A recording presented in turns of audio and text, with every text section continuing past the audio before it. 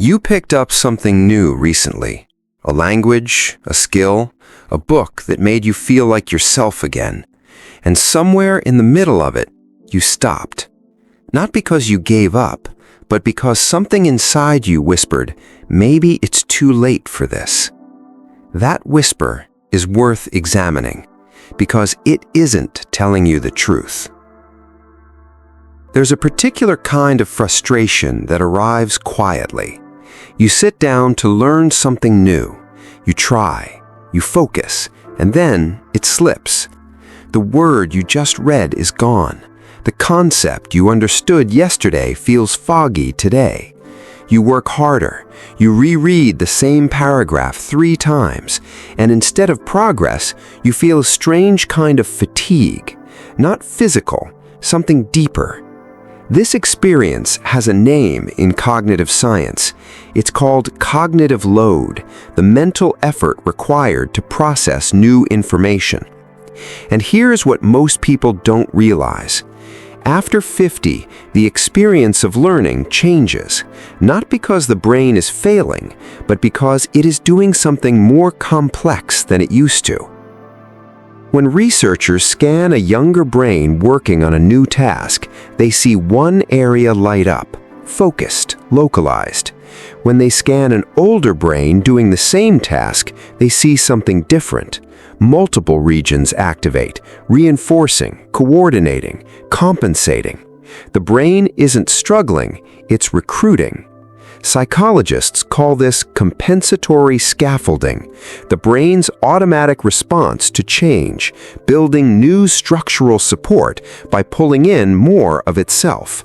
Think of it like a building being renovated mid-use. The old framework is still there, but new beams are being installed while the lights are still on. This takes energy, more energy than before, and that energy cost is why learning after 50 can feel heavier. Not because the mind is lesser, but because it is doing more than you can see. Let's talk about what the brain actually gains with time. Cognitive scientists distinguish between 2 types of intelligence. The first is fluid intelligence, raw mental speed. How fast you process new information, how quickly you solve unfamiliar puzzles. This does slow down gently with age. The second is crystallized intelligence, your library. Every skill you've practiced, every problem you've solved, every pattern you've learned to recognize without thinking. And this does not decline. In fact, it grows, it deepens, it becomes more interconnected well into your 60s and 70s. Researchers once studied professional typists of different ages. Older typists produced the same speed as their younger counterparts, but their raw finger-tapping speed was actually slower. How? They looked further ahead in the text. Their experience allowed them to anticipate, to preload the next phrase before their fingers had finished the last. They weren't working faster, they were working wiser. This is the shift the aging brain makes, from sprinting to strategy, from raw speed to structural insight. You are not broken, you are simply operating with a different kind of power, one that requires a different kind of method. To understand how to learn well after 50, we need to understand 2 things happening in the brain simultaneously. The first is called working memory. Think of it as a small workbench inside your mind. When you're young, that bench is wide. You can lay out many tools at once, hold multiple pieces of new information, rearrange them, connect them, work with them. Over time, that bench becomes a little smaller, not gone, not broken, just more selective. This is why learning feels faster when you focus on one thing at a time, and exhausting when you try to hold too much at once. The practical response is simple: write things down. Your notebook is not a crutch, it is an extension of the bench, a place to set down what you don't need in this moment, so the bench stays clear for the work in front of you. The other mechanism is called proactive interference. Imagine the brain as a landscape of roads. Over decades, certain routes become highways, deep, well-paved, automatic. When you try to learn a similar skill, a new way of writing, a different style of leadership, a revised approach to something familiar, your brain's first instinct is to slide back on the old road. It's not laziness, it's the brain being efficient in the way it knows. But efficiency based on old maps is not always wisdom. And this is the real challenge of learning after 50, not in the new, but in letting go of the similar old. Psychologist Dr. Rachel Wu studied this exact problem.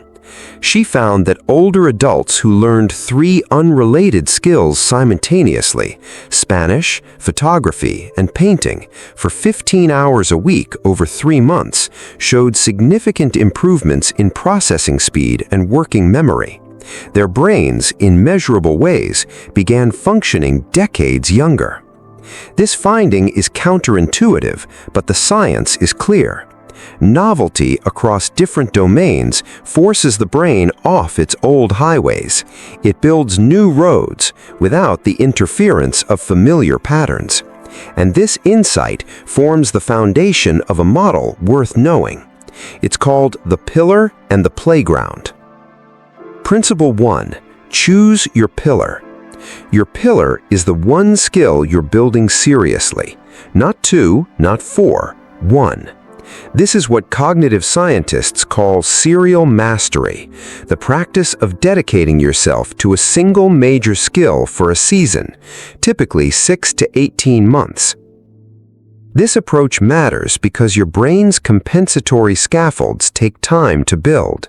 Spreading attention across many skills at the same depth prevents those scaffolds from fully forming. Your pillar absorbs roughly 70% of your learning energy. When you work on it, use what you already know. This is called relational learning, or in technical terms, analogical encoding. If you're learning to code, compare a function to a verb in language you already speak. If you're learning investing, map a new strategy onto a historical event you know. You are not memorizing from zero. You are connecting, drawing new lines across an existing map. This is where your decades of experience become the advantage, not the obstacle. Principle 2. Build your playground. Here is where the Dr. Wu research becomes actionable. Alongside your pillar, you choose 2 additional activities, but they are not for mastery. They are not meant to become serious. They exist purely to keep your mind agile. The key, and this is essential, is that they must be dissimilar, not just different in content, different in cognitive structure. If your pillar is logical, finance, coding, analysis, your playground skills should be physical or sensory, watercolor painting, a new dance form, a musical instrument. If your pillar is creative, writing, design, storytelling, your playground might be structural, basic mechanics, chess, a new sport. The reason for this deliberate contrast goes back to proactive interference. When your playground is completely unlike your pillar, there are no old roads to slide back on. The brain has no choice but to stay present. It has to build something genuinely new, even if small, even if casual. And that low-stakes novelty keeps the neurological scaffolding flexible, which then provides a stronger neurological foundation for the serious work on your pillar. The playground does not drain the pillar, it feeds it. Principle 3. Protect your cognitive window. The aging brain has a natural rhythm. Most people over 50 notice a shift in their internal clock. This is a real biological change, not imagination, not laziness.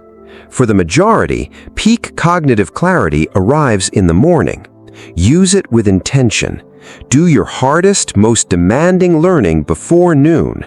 Save passive review, rereading, light practice, reflection for the afternoon. And rather than long, exhausting sessions that deplete your neurotransmitters, practice what researchers call distributed learning. 3 blocks of 40 minutes outperform a single 2-hour marathon every time. Your brain consolidates what it learns during rest. The pauses are not interruptions to the process, they are the process. Principle 4. Embrace being a beginner in the playground. This principle is perhaps the most psychologically important. In your playground, your only job is to not know what you're doing. No goals, no performance benchmarks, no comparing yourself to others. The entire value of the playground comes from genuine beginner experience, the kind of learning that a child does naturally, before decades of expertise have carved deep automatic pathways. When you allow yourself